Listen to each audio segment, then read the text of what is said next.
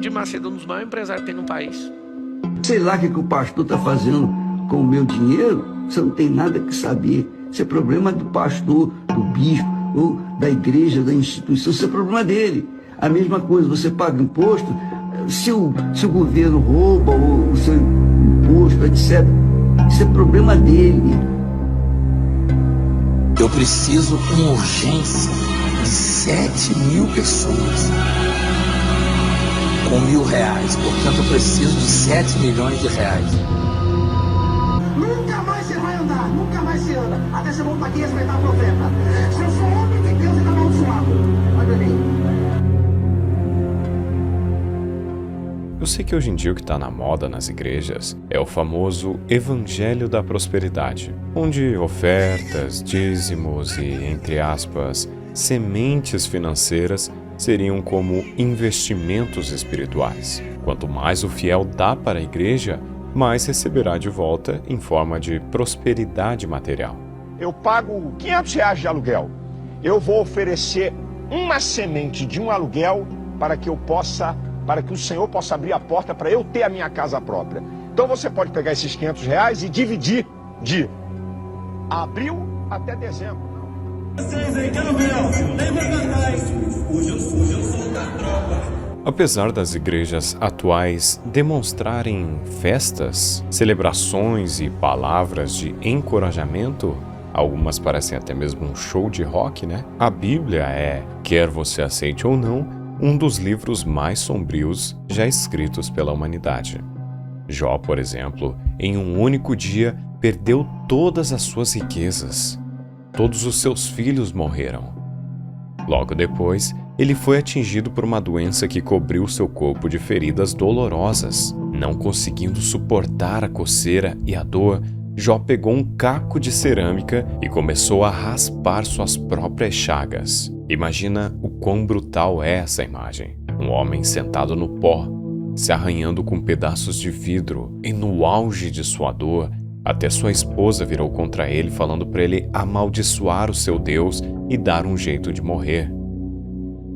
Chega um ponto que ele amaldiçoou o próprio nascimento. Ele estava em tamanho sofrimento que, para ele, seria melhor nunca ter visto a luz do sol do que passar por aquilo. E talvez a pior coisa é que, por grande parte da narrativa, Deus simplesmente não responde. Jó clama, questiona, amaldiçoa sua condição e recebe apenas o silêncio divino. Não preciso nem dizer que a narrativa bíblica é bem diferente do que vemos hoje. O próprio Cristo, que é a figura principal, teve uma das mortes mais dolorosas da história. Além dos açoites, zombaria, humilhação pública, ele ainda foi pregado em uma cruz por 6 horas, sendo considerada uma das mortes mais lentas e agonizantes da história. Mas esses são só exemplos que você pode dizer que está fora de contexto e que não contradizem o Evangelho da Prosperidade. Bem, se você acha isso, talvez não tenha lido o livro de Eclesiastes.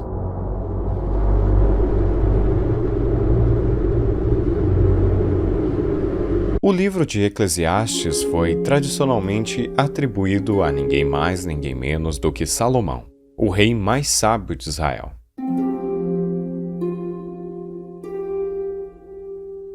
Ele que teve muitas riquezas, muitas mulheres e poder, basicamente tudo o que o homem deseja. Salomão tinha isso e mais um pouco. Mesmo assim, escreveu um dos livros mais sombrios da Bíblia. Eclesiastes não é um livro sombrio.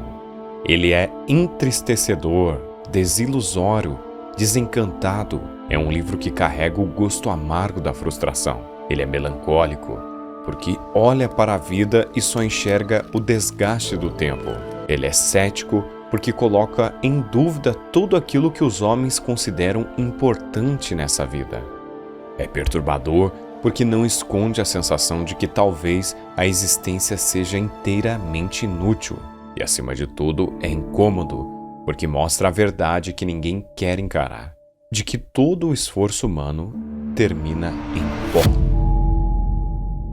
Muitas pessoas, quando atingem seu ápice, começam a perceber isso, que tudo o que mais desejavam nada mais é do que um material, e que legado, na verdade, é somente outra palavra para ego, porque daqui 100 anos você não vai mais existir.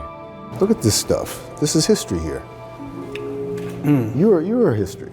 This is garbage. I can say I bled for garbage. So this is meaningless. No, at one time it meant a lot. When you're just a young kid, this is everything to you. But then you realize your priorities change. And you just want your children to be happy and do nice things, and that makes you happy. This is nothing. This is just nothing, man. Antes de falarmos sobre o livro, eu gostaria de falar um pouco sobre A Caverna de Platão. Eu já fiz um vídeo somente sobre isso, recomendo muito que vocês vejam, mas eu vou resumir aqui porque faz parte do assunto. Ela se refere a homens acorrentados em uma caverna desde o nascimento. Eles nunca viram o mundo real. Tudo o que conhecem são sombras projetadas na parede diante de seus olhos. Para eles, aquilo é a realidade. Mas um desses prisioneiros consegue se soltar. Ele sai da caverna e, pela primeira vez, encara a luz do sol. A experiência é dolorosa. A luz o fere, a verdade queima, e cada passo em direção ao real é marcado por sofrimento. Porém, ele chega na parte de fora e vê a luz, vê o sol, vê a verdade. E quando volta para contar aos outros prisioneiros o que viu, eles riem dele e o rejeitam. Platão queria mostrar a dor da busca pela verdade. Quanto mais nos aproximamos dela, mais ela nos destrói por dentro. Logo no capítulo 1, Eclesiastes diz algo que corta como uma lâmina, porque na muita sabedoria há muito enfado, e o que aumenta a ciência, aumenta a tristeza. É um aviso que parece quase profético. Quanto mais você entende o mundo, mais pesado ele se torna. A lógica é brutal. Quando somos ignorantes, conseguimos nos contentar com sombras na parede, como os prisioneiros da caverna de Platão. Uma ilusão de segurança, prazer ou controle. Mas o conhecimento revela a verdade nua e crua. Todo esforço humano é passageiro, que a riqueza, o poder e o prazer são efêmeros, e que a morte é inevitável e iguala a todos, do rei ao mendigo, tanto para modelos de primeira mão, quanto para aqueles que são considerados feios para a sociedade.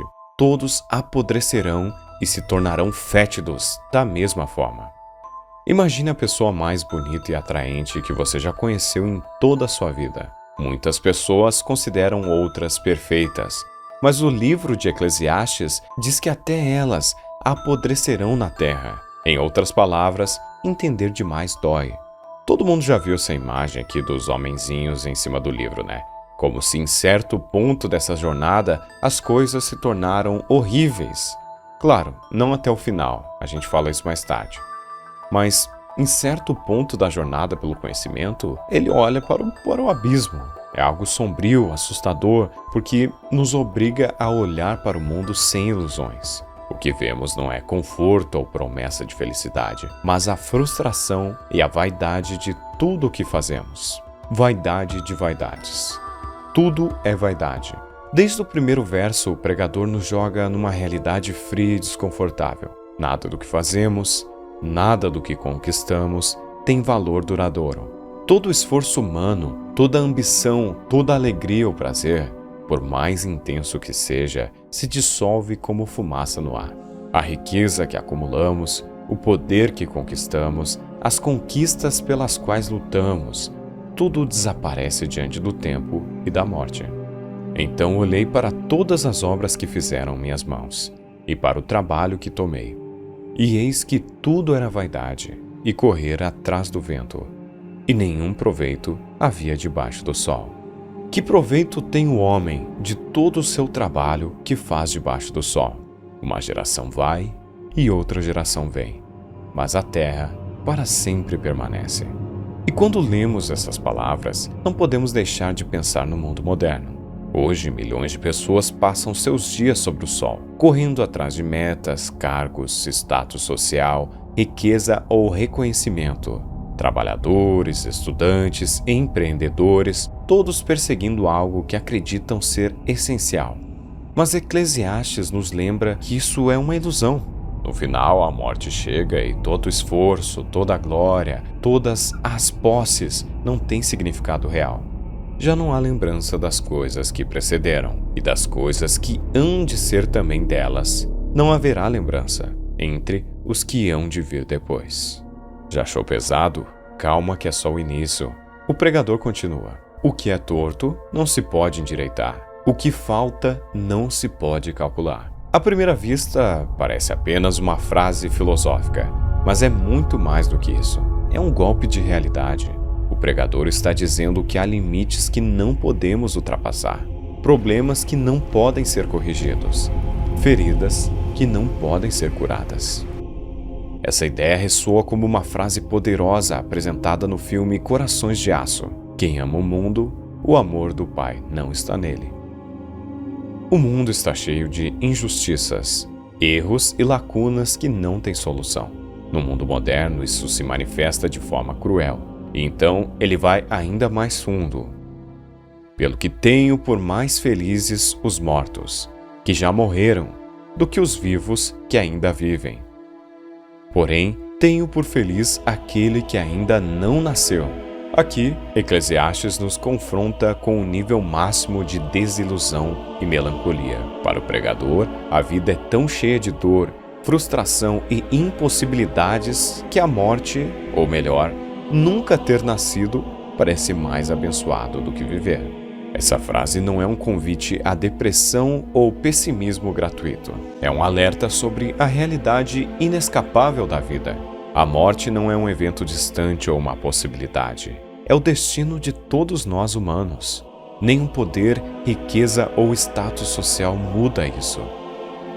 Do suor do seu rosto comerá o pão, até que volte à terra, porque dela foste tomado. Pois tu és pó, e ao pó tornarás. Melhor é a boa fama do que o unguento precioso, e o dia da morte melhor do que o dia do nascimento. Uma ideia completamente antimundo, anti-evangelho da prosperidade. E se você acha que Salomão está escrevendo isso apenas para se lamentar e te desanimar da vida, talvez você não tenha entendido a mensagem de uma maneira mais profunda. Mas relaxe que mais para frente eu vou te explicar. Hoje em dia a gente tem a impressão que todo mundo está em uma festa constante. Redes sociais cheias de sorrisos, eventos, viagens, ostentação. Todo mundo parece alegre, despreocupado, vivendo na superfície das coisas. Talvez você já tenha ouvido falar que a ignorância é uma bênção. Bom, eu não preciso nem explicar, né? Enquanto isso, os sábios, aqueles que realmente percebem a fragilidade da existência, sentem o real peso da realidade. E é aí que entra a imagem da pintura do Bobo da Corte Vermelho. Ele está sentado ali, cabisbaixo, pensativo, enquanto todos ao redor festejam, dançam e se iludem. Ele representa a consciência do verdadeiro estado das coisas. Ele sabe algo que os outros ignoram, e essa percepção o isola. Os vivos sabem que hão de morrer, mas os mortos não sabem coisa nenhuma, nem tampouco serão eles recompensa, porque sua memória jaz no esquecimento. Essa é, sem dúvida, uma das visões mais dolorosas e desoladoras do livro. Ela nos conforta com a realidade absoluta da morte. Uma vez que a vida termina, não há consciência, não há percepção, não há experiências, apenas o silêncio e esquecimento. É importante destacar algo que muitos confundem. Esse versículo não nega a existência de Deus, nem o juízo final e o paraíso. Ele não entra na esfera do destino espiritual eterno. O que ele realmente afirma é que os mortos, enquanto estão mortos, não têm consciência, não podem receber recompensas ou responder a orações, não estão presentes para influenciar os vivos. Isso contradiz diretamente ideias como purgatório, intercessão de mortos ou a devoção a espíritos, práticas comuns em algumas tradições religiosas. Os mortos estão inertes, esperando o juízo de Deus, mas durante esse período não veem, não ouvem e não sentem nada. A memória deles permanece apenas na mente dos vivos, e quando a lembrança se esvai, tudo cai no esquecimento absoluto. Depois de encarar a vaidade, a morte e a futilidade do esforço humano, o pregador decide olhar para os prazeres da vida. Ele quer entender se, ao menos, o prazer pode preencher o vazio existencial que ele sente. Em Eclesiastes, capítulo 2, versículo 1 ao 3, ele diz: Disse eu no meu coração: Vinde agora, eu vos experimentarei com alegria. Porém, eis também que isso era vaidade. Ri, disse eu, e alegra-te, e eis que também isso era vaidade. Ou seja, ele buscou o prazer da carne e do vinho, tentou se envolver com mulheres, se entregar ao luxo e ao entretenimento, pensando que isso poderia trazer algum sentido à sua vida. Mas logo percebeu que tudo era passageiro, ilusório e incapaz de preencher a lacuna do ser humano. Apoderou-se diante de mim grande obra. Edifiquei para mim casas, plantei para mim vinhas, fiz para mim hortas e pomares, e plantei neles de tudo quanto há de frutos. Fiz para mim tanques de água, para regar o bosque de árvores. Adquiri servos e servas, e tive servos nascidos em casa. Tive também manadas e gados grandes, mais do que todos os que foram antes de mim em Jerusalém. Ajuntei para mim prata e ouro e o tesouro dos reis e das províncias. Quem ama o dinheiro jamais se fartará dele. Quem ama a abundância jamais terá bastante. Também isto é vaidade, um golpe direto na obsessão moderna por riqueza e status. No fim, tudo o que vemos neste texto não é apenas depressivo ou entristecedor. Sim, Eclesiastes nos mostra a vaidade da vida, mas o real sentido do texto não é apenas desolação. Ele é, acima de tudo, uma lição de sabedoria sobre como viver. Eclesiastes nos ensina que se tudo é vaidade e tudo passa, é justamente na consciência dessa limitação que podemos encontrar propósito e liberdade. Eu até fiz um vídeo sobre isso esses dias. Creio que, pelos comentários, muitos não entenderam o que eu quis passar. Mas celebrar a insignificância da vida é uma das maneiras eclesiásticas de viver. Quando entendemos que não podemos controlar tudo, podemos começar a valorizar aquilo que realmente importa, os momentos simples, as relações verdadeiras e o presente que nos é dado. Jesus fala algo bem semelhante. Ele nos alerta sobre a ansiedade e a obsessão com o futuro. Não andeis ansiosos pela vossa vida, pelo que haveis de comer ou beber, nem pelo vosso corpo, pelo que haveis de vestir. Jesus nos lembra que o esforço desenfreado por bens materiais e preocupações terrenas é inútil, uma ilusão diante da realidade da vida e do tempo. Eclesiastes, na verdade, nos ensina a viver. O livro nos convida a aproveitar a vida de forma consciente. Em vários trechos, o pregador nos lembra de desfrutar o trabalho, a comida, o vinho, a amizade e o amor, mas sem nos iludirmos de que essas coisas duram para sempre ou resolvem o vazio existencial. Sei que não há para o homem coisa melhor do que alegrar-se e fazer o bem enquanto vive, e que cada um coma e beba e aproveite do bem de seu trabalho. Isto é dom de Deus. Por um lado, o trabalho é inevitável. Todos precisam lutar, suar, se esforçar para sobreviver e conquistar recursos básicos. Por outro lado, o desfrute consciente do que conquistamos é permitido e até recomendado. Eclesiastes não diz que o trabalho é inútil, diz que ficar obcecado com ele, tentando com que ele traga sentido absoluto para a sua vida. Então recomendo-vos que vos alegrei e aproveitem da vida enquanto viveis, e andeis em alegria com o coração, enquanto vos dá Deus o tempo de vossa vida. Vai, come com alegria o teu pão, e bebe com coração contente o teu vinho, pois já Deus se agrada de tuas obras.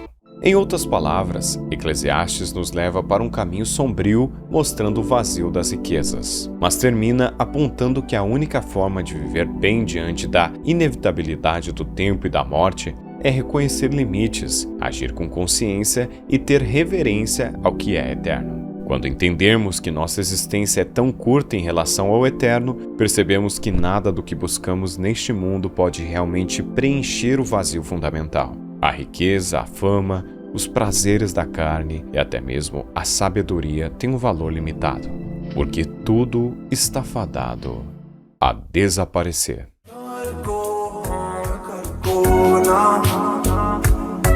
For the glory now, like a different for an emergency, changing my currencies. She was born for me. I got cash flowing.